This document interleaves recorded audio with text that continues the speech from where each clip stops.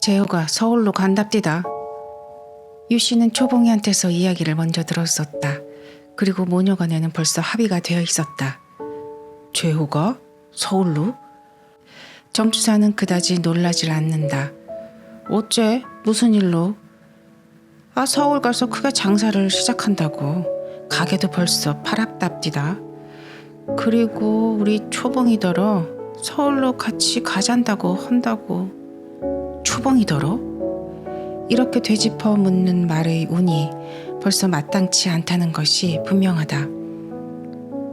서울로 가면 월급도 한 40원씩 줌하고 또 객주로 혼자 내보내기가 집에서 마음이 내지 않는다면 제가가 자기네 집에서 같이 데리고 있겠다고 그럽디다. 그 안 될 말.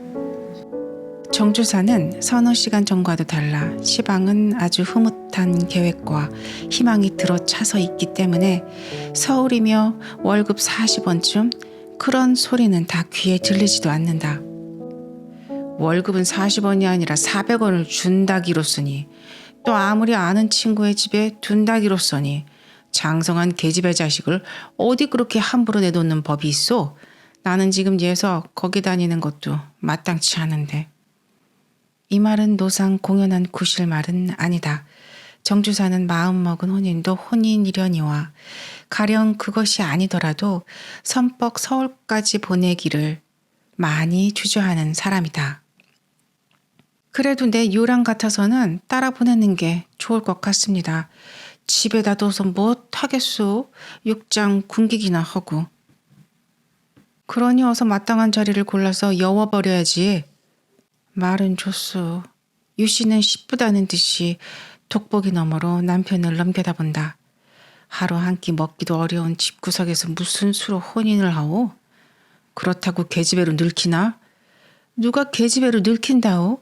그렇게 가서 있으면 제가 버는 것을 모아서라도 시집갈 미처는 장만할 것이고 또 제호 손에서 치어나면 아따 무엇이라더냐 시험을 모아서 장래 벌이도 잘하게 된다고 하니까 두루두루 좋은 거린데 왜 덮어듣고 막기만 하시오? 세상 일이 다 그렇게 맘먹은 대로만 되고 탈이 없으면야 무슨 걱정이야. 맘먹은 대로 안 될 것이 무엇 있소? 대체 10년이나 없는 살림에 애탕가탕 공부를 시켰으니 그런 보람은 있게 해야지. 어쩌자고 가난에 빠진 집구석에다가 붙들어 두려고만 하시오. 당신은 의관하고 다니면서 치마 둘른 날만 치도 계명은 못했습니다. 그런 계명 부럽지 않아. 옆편 내가 얼 계명한 건 되려 못 쓰는 법이야. 필경 티격태격하면서 보낸다거니 안 보낸다거니 서로 우겨댄다. 오늘뿐이 아니고 언제고 일이 이렇게든지 저렇게든지 끝장이 날 때까지는 둘이 다 지지 않고 고집을 세운다. 그러나 이 부부가 의견이 달라가지고 서로 우겨대다가 필경 가서 누가 이기느냐 하면 영락없이 부인 유씨가 이기고 나선다. 그러니까 이번 일도 만일 달리 마세가 생기지만 않으면 초봉이는 마음먹은 대로 재호를 따라 서울로 가게 될 게 십상이다. 초봉이는 아궁이 앞에 앉아 지금 방에서 어머니와 아버지가 하고 있는 그 이야기가 어떻게 돼가는가 해서 궁금히 생각을 하고 있는데 삐그럭 중문 소리에 연달아 뚜벅뚜벅 무거운 구두 소리가 들린다. 초봉이는 보지도 않고도 그것이 승재의 발자국 소리인 줄 안다. 초봉이는 승재와 얼굴이 마주쳤다. 승재는 여느 때 같으면 희죽이 웃으면서 그냥 아랫방께로 갔을 것이지만 오늘은 할 말이 있는지 양복 저고리 포켓에다 손을 넣고 무엇을 찾으면서 주춤주춤한다. 초봉이는 고개를 돌이켰어도 승재가 말을 해주기를 기다린다. 그랬으면 초봉이도 그 말 끝에 있대요. 아까 가게에서 풍포가 났던 이야기하고 하면 재미가 있을 것 같았다. 그러나 둘이는 내외를 한다거나 누가 그만은 반은 아니지만 딱 마주쳐서 어쩔 수 없는 때나 아니고는 선뻑 말이 나오지를 않는다. 그들은 처음부터 그렇게 버릇이 되었다. 한 것은 가령 승재가 아내 기별할 말이 있다든가 안에서 초봉이가 승재한테 무엇 내보낼 것이 있다든가 하더라도 직접 승재가 초봉이한테 또는 초봉이가 승재한테 해도 관계치 않겠지만 그러나 손 아래 아이들이 있는 고로 다만 숭늉 한 그릇을 청한다 하거나 내보낸다고 하는데도 자연 아이들을 부르고 아이들을 시키고 하기 때문에 그게 필경 버릇이 되고 말았던 것이다.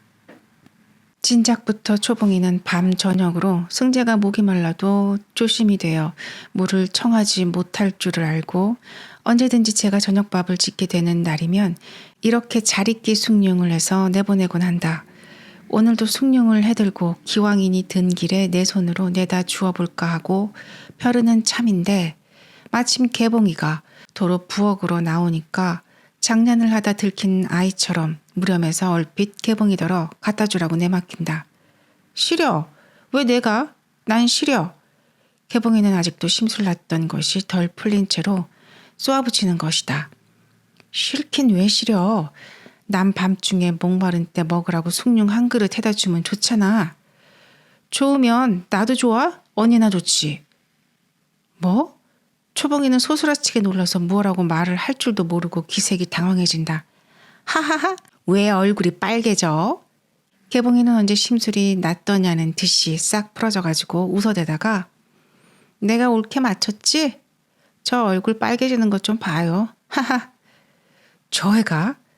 암만 그래도 나는 못 속인다오. 자, 그럼 내가 메신저 노릇을 해주지. 개봉이는 그제서야 자리끼 숭늉을 받아든다. 그렇지만 조심해야 해. 혹시 내가 남서방을 태클할지도 모르니까. 응? 언니, 너 이렇게 까불 테야? 나무라면서 때릴 듯이 얼으니까 개봉이는 헷뜩 돌아서서 아랫방께로 달아나느라고 질름질름 숭늉을 반이나 흘린다. 초봉이는 나머지 밥상을 집어들고 뒤를 돌려다 보면서 안방으로 들어간다. 개봉이는 아랫방 문 앞으로 가더니 일부러 사나이 목소리를 흉내내요. 남군 있소?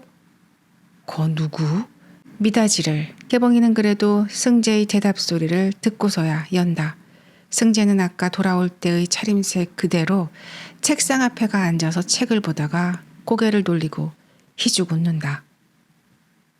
승재는 본시 서울 태생이었고 5살에 고아가 된 것을 그의 외가편으로 일가가 된다면 되고 안 된다면 안 되는 어떤 개업의가 마지못해서 거두어 길렀다. 아이가 생김새와는 달리 재주가 있고 배우고 싶어하는 정성이 있음을 본 그 의사는 반은 동정심에서 반은 어떻게 되나 하는 호기심에서 승재를 보통학교로부터 중등학교까지 졸업을 시켰다. 승재는 학교에 다니는 한편 주인의 진찰실과 제약실에서 자라다시피 했고 더욱 그가 중등학교의 상급 학년 때부터 그 이상의 상급 학교를 바랄 수 없음을 각오하고 정성껏 진찰실의 실제 공부를 전심했다. 그리고 중학을 마친 뒤에는 이어 3년 동안을 꼬박 주인의 조수 노릇을 하면서 의사시험을 치를 준비를 했다. 그러는 동안에 주인과는 미운정 고운정 다 들어 주인도 승재를 어떻게 해서든지 의사시험에 잘 패스가 되어 의사면허장을 얻도록 해주려고 여러 가지로 지도와 편의를 보아주었었다. 그러나 그는 그 뜻을 이루지 못한 채 승재를 그의 동창이요 이 군산서 금호 의원을 개업하고 있는 윤달식이라는 의사에게 첨거하는 소개장 한 장만 남겨놓고 마침내 저세상 사람이 되어버렸다. 이것이 승재가 이 군산으로 굴러오기까지 한 경로이다. 승재가 금호 의원으로 와서 있기는 재작년 정월인데 그동안 그는 작년 5월과 10월에 2번 시험을 쳐서 반 넘겨 패스를 했다. 이제 남은 것은 제1부의 생리와 해부, 제2부의 병리와 산부인과, 제3부의 임상, 이 5가지 과목뿐이다. 이 중에서도 임상에는 충분히 자신이 있었기 때문에 일부러 뒤로 미룬 것이요 그 나머지만 준비가 덜 된 것인데 어쨌거나 금년 10월이나 명년 5월이 아니면 10월까지의 시험을 치르기만 하면 넉넉 다 패스가 될 형편이다. 승재가 군산으로 와서 있으면서부터 시험 준비의 진보가 더디긴 했다. 매삭 40원의 월급에 매달려 그만큼 일을 해주어야 하기 때문이다. 금호 의원의 주인 의사 윤달식은 승재의 임상이 능란한데 안심하고 거의 병원을 내맡기다시피 했다. 숙식도 전부 병원에 달려있는 차기 집에서 하게 했었다. 그러고 보니 밤으로도 밤에 오는 환자와 입원 환자 때문에 승재는 공부를 할 시간이 없었다. 달식이도 죽은 친구의 부탁까지 맡은 터이라 미안히 여겨 마침내 승재대로 따로 방을 얻어가지고 밤 저녁의 거처 겸 조용히 공부를 하라고 여유를 주었다. 그래서 승재는 작년 봄부터 그렇게 했고 그러던 끝에 작년 겨울에는 이 초봉이네 집으로 우연히 오게 된 것이다. 자, 숭늉요. 그런데 이건 거저 숭늉은 숭늉이지만 이만저만차는 생명수요. 알아듣겠지? 그 말뜻을, 응? 승재는 얼굴이 붉어지면서 점직하다가 희죽희죽 웃기만 한다. 하, 저 청년이 왜 저렇게 무렴해 할꼬? 무 캐먹다가 들켰나? 개봉이는 마치 동물원에 간 어린 아이들이 곰을 놀려먹듯 한다. 그는 지금 배가 고프지만 않았으면 얼마든지 장난을 하겠지만 고만하고 돌아선다. 막 돌아서는데 승재가 황급하게 나 좀 무슨 할 말이 있는고? 응, 저녁 해먹었지? 승재는 아까 마당에서 하듯이 양복 저고리 포켓 속에 손을 넣고 무엇을 부스럭부스럭 찾으면서 어렵사리 묻는다. 저녁? 응, 해서 지금들 먹는 참이고. 그래서 본인도 어서 들어가서 진지를 차셔야지. 생리학적 기본 요구가 대단히 절박해. 저 이거 갖다가 우물우물 하더니 지전 한 장, 5원짜리 한 장을 꺼내서 슬며시 밀어넣는다. 어머니나 아버지 드려요. 아침나절에 좀 변통해 보려고 했었지만 늦었습니다. 개봉이는 승재가 오늘도 아침에 밥을 못하는 눈치를 알고 가서 더구나 방세가 밀리기는커녕 이달 5월치까지 지나간 4월달에 들어왔는데 또 이렇게 돈을 내놓는 것인 줄 잘 알고 있다. 개봉이는 승재의 그렇듯 근경 있는 마음자리가 고맙고 고마울 뿐만 아니라 이상스럽게 기뻤다. 그러나 그러면서도 한편으로는 얼굴이 꼿꼿하게 들려지지 않을 것 같아 무색하기도 했다. 이게 어인 돈이야? 개봉이는 돈을 받는 대신 뒷짐을 지고 서서 준절히 묻는다. 그냥 거저라니. 방세가 이대지 많을 리는 없을 것이고 방세가 무엇이고 거저 옹색하신 데 쓰시라고. 개봉이는 인지 알았다는 듯이 고개를 2번 까닥까닥 하더니 나는 이 돈 받을 수 없어 하고는 입술을 꽉 다문다. 장난기 있는 말로 듣기에는 음성이 너무 강경했다. 승재는 의아해서 개봉이의 얼굴을 샅샅이 건너다 본다. 미상불, 여전한 장난꾸러기 얼굴 그대로는 그대로지만 그러한 중에도 어디라 없이 기색이 달라진 게 일종 오만한 빛이 드러났음을 볼 수가 있었다. 승재는 분명히 단정하기는 어려우나 혹시 나의 뜻이 무슨 불순한 사심인 줄 알고 오해를 한 것이 아닌가 하는 생각도 들었다. 그렇게 생각하고 보니 비록 마음이야 담담하지만 일이 좀 창피한 것 같았다. 왜? 승재는 속이 그쯤 동료가 돼 있어도 좋은 낯으로 심상하게 물어보던 것이다. 거지의 특권을 약탈하고 싶지 않으니까 하는 소리도 소리려니와 조그만 계집아이가 뒷짐을 딱 쥐고 서서 도도하게 고개를 들고 서서 그런 소리를 탕탕 남달리 커다란 사내를 다그치는 양이라니 도무지 깜찍하기란 다시 없다. 그러나 몸에 그러한 것 같이 역시 본심으로다가 기를 쓰고 하는 짓은 아니다. 그는 다만 아까부터 제 무렴에 지쳐서 심술을 좀 부리고 싶은 참인데 그러자 전에 어떤 잡지에서 본 그 말 한 구절이 생각이 나니까 생각난 대로 그대로 써먹는 것이다. 애꿎이 혼이 나기는 승재다. 승재는 마치 어른한테 꾸지람을 듣는 아이같이 큰 눈을 끄덕끄덕하고 있다가 겨우 생각을 해냈다는 것이 나는 거저 허물없는 것만 여기서 그냥 말도 똑똑히 못하고 비실비실한다. 그렇지만 말이지. 의젓하게 다시 책을 잡는 개복이는 아이를 나무라는 어른 같다. 나도 별 수 없이 다 같은 가난한 사람인걸? 하하하. 벼랑간 개봉이는 허리를 잡고 웃어 젖힌다. 하하하. 저 눈 좀 봐요. 얼음판에 미꾸러진 황소 눈이라니 글쎄 저 눈 좀 보세요. 개봉이는 승재가 아까부터 무렴해서 어쩔 줄을 모르고 쩔쩔매는 꼴이 우스워서 못 견디겠다는 것을 겨우 참고 그가 하는 양을 좀 더 보고 있던 참인데 이제는 터져나오는 웃음을 어떻게 걷잡을 수가 없었다. 친하면 친하다고도 할 수 있지만 그런 만큼 또 체면의 어려움도 없지 않다.